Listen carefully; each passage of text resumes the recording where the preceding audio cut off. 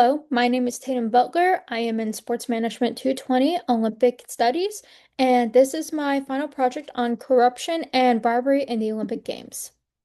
So, corruption and bribery are something that happen all the time in our current world. It happens just in our everyday lives with friends, it happens in politics, it happens in sports, it happens at work, and even more. But what exactly are corruption and bribery? So, a bribe is officially defined as money or favor given or promised in order to influence the judgment or conduct of a person in a position of trust, or something that serves to induce or influence. While a corruption is stated as dishonest or illegal behavior, especially by powerful people such as government officials or police officers, or depravity, or inducement to wrong by improper or unlawful means such as bribery. So, while the Olympics were created to unite athletes and nations from all over the world, they have their fair share of corruption, which is found in multiple ways and found in multiple scandals across the Olympics. The first one being bribery, which is when you pay money in order to secure, you can pay money to secure a spot, whether that's scholarship, sponsorship, winning, anything else. Improper judgment when the judge picks one person fairly over the other one, and also drugs, which is also known as doping for enhancement of one's own self to have a better performance. So, some past scandals, we're going to start with the Salt Lake City 2002 bribery. So, in 1995, Salt Lake City was awarded the 2002 Winter Olympic Games, and they had been trying for many years to host the games, but they had not been succeeding. And so finally, in 1995, they were awarded these games. They were very excited. However, it was revealed in 1998, about 3 years later, that over $1 million in gratitude, such as travel expenses, scholarships, monetary values, etc., were given to over a dozen International Olympic Committee members in order to secure the host location. So members of the Salt Lake Organizing Committee were giving the International Olympic Committee members these money gifts and these scholarships and all of that in order to secure the spot because they had not been able to get it in the past. So the president, Thomas K. Welsh, and vice president, David R. Johnson, though both indicted with 15 different charges, however, those charges were later dropped in about 2001, and Mitt Romney took over as president in 1999 in order to rebrand and give them a fresh start. In Seoul, 1988, there was one of the most improper judging calls and one of the most controversial calls in Olympic history. So at the 1998 boxing events, the two-ring system had caused many problems, leaving referees, contestants, and participants confused as they didn't know when rounds stopped, rounds started, and all of that. There was even times when people had gotten hurt because they weren't aware that the rounds had stopped. So they would continue and someone would end up getting hurt because everyone was confused. Park Sun-hee had competing in the finals with Roy Jones Jr. for the gold medal. Despite Roy Jones Jr. throwing over twice as many punches, 86 to 32 to be exact, Park Sun-hyun was awarded the gold medal, which sparked outrage as Jones Jr. had thrown way more punches and obviously had a way better performance. However, it was later revealed that the judges were bribed to go against Roy Jones Jr. and also that they just simply felt sorry for Sihon. And in the Beijing 2008 Olympics, there was a drug scandal, not necessarily at the Olympics, but this was found out later. But this specific relay took place at the Olympics. So in 2008, the one of the most notable relay teams, as it had Usain Bolt on it, Jamaica placed first in the 4x100 relay with athletes Asifa Powell, Usain Bolt, Michael Frater, and Nesta Carter. However, the team was disqualified and stripped of their medals because samples analyzed later realized that Nesta Carter had tested positive for methylhexanamine, and that had been illegal in the Olympics since 2004.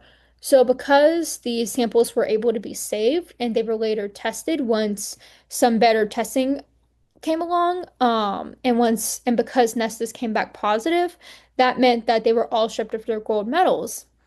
The doping case analysis was reopened later on to prevent similar instances in 2016. However, these incidences, even though they've happened in the past, we're still having issues with them.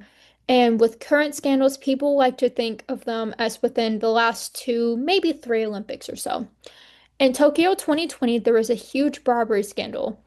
Haruki Takahashi was convicted of taking bribes from Tsukihiko Kawaka, the chairman of Kawaka Corps. It is believed that this is done to ensure a sponsorship spot for Kawaka Corps. And it is also said that Takahashi took bribes from other companies such as Sun Air Incorporated, Aoki Holdings, Daiko Advertising, and ADK Holdings. And these are also for a variety of reasons, such as sponsors, advertising, and licensing and merchandising rights. And it is believed that he took about 198 million yen, or about 1.4 million US dollars. Takahashi has pled not guilty in his court cases, though. Paris 2024, there was another controversial judging call. So, days after she earned her bronze medal, Jordan Charles was stripped of her award and it was given to Anna Barbusa of Romania. And so the reason was that Jordan Charles was originally said to take fifth place with a certain score. However, her coach believed that she should have gotten better. So the coach said, "Hey, I don't think this is right." The judges said, the judges took a look again and say, "You know what? We made a mistake." And they put in an inquiry, redid her score, and which boosted her up to third place. However, it was said that the inquiry was placed a few seconds too late, meaning that Jordan Charles would not be able to receive the medal and would be in fifth place instead of third. However, there was apparent video evidence claiming that the inquiry was not sent in too late, but it's in fact sent on time. And it is also said by the judges, the coach, and Jordan that nothing was done wrong and they followed all the right procedures. However, despite all this, they refused to look back into it, and Jordan Charles was fifth place, while Anna Barbuso was third place.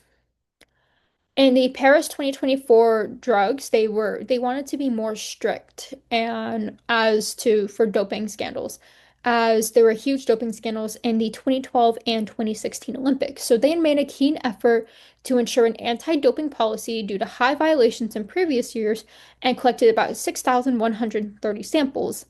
And these samples are much higher than the amounts that they've collected in years past. And they can also be reanalyzed and stored for up to 10 years. So once better testing comes along, they can reanalyze them and store them. So let's say 5 years from now, someone has a silver medal and it was revealed that they had tested positive for something, they will strip that silver medal, even if it's 5 years after the fact, if it's found that there were drugs in their system at that time. With these higher policies, five athletes were found positive for doping charges in the Paris Olympics. They're from Afghanistan, Bolivia, Congo, Iraq, and Nigeria. They were all immediately disqualified. So, how it affects us? While some of these issues, such as drugs or bribery, they can seem normalized or even glorified in a sense with media because you see people be like, oh, this is cool. Money can get you whatever you want. However, it's not fair in the slightest. And it goes what is us as people stand for and also what the Olympics stands for. The corruptionist ideas are the ones that negatively impact our society and the Olympic Games, and it destroys the thing that it stands for, which is bringing people together through athleticism, talent, love, and unity. And these are my citations.